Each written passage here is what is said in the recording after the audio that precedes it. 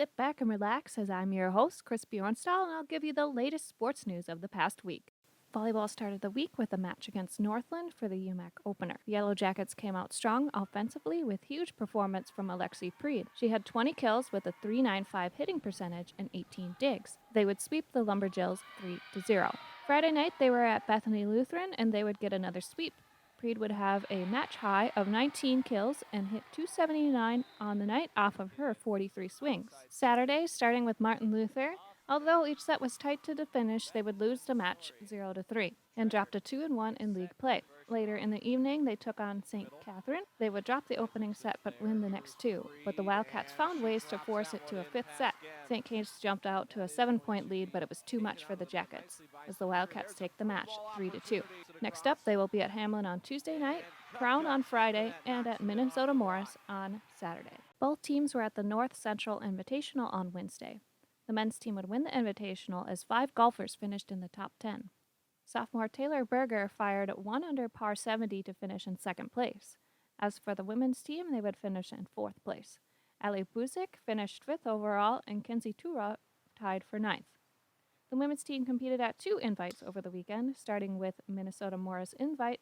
They would tie for 2nd overall, and Buzik would have another 5th place finish.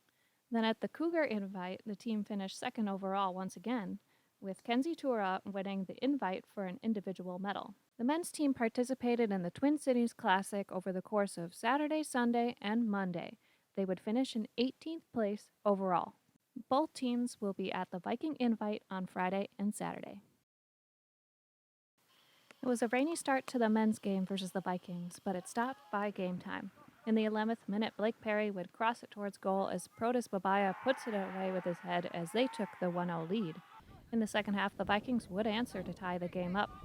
The Jackets had plenty of chances to put it away, but were unsuccessful. So then we headed to sudden death overtime, and the Vikings came away with a big victory, shooting it from 50 yards out and knocking it into the back of the net for a 2-1 victory. Then the sun came out for the women's game, but the scoring wouldn't open until the second half.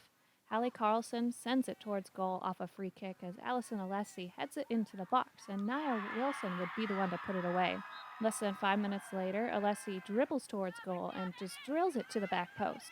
They would get the win 2-0, and goalkeeper Jenna Lang gets her first collegiate shutout. Then on Saturday versus Martin Luther, the men flipped the script and scored 8 goals in the shutout victory.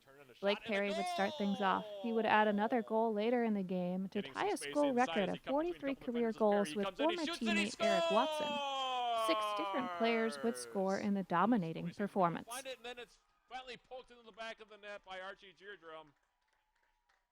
The women's team would get a 3-0 shutout victory over the Knights to stay perfect in conference play.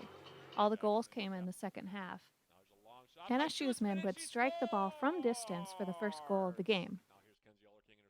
Then a little later, Nia Wilson would net her 8th goal of the season to go up 2-0.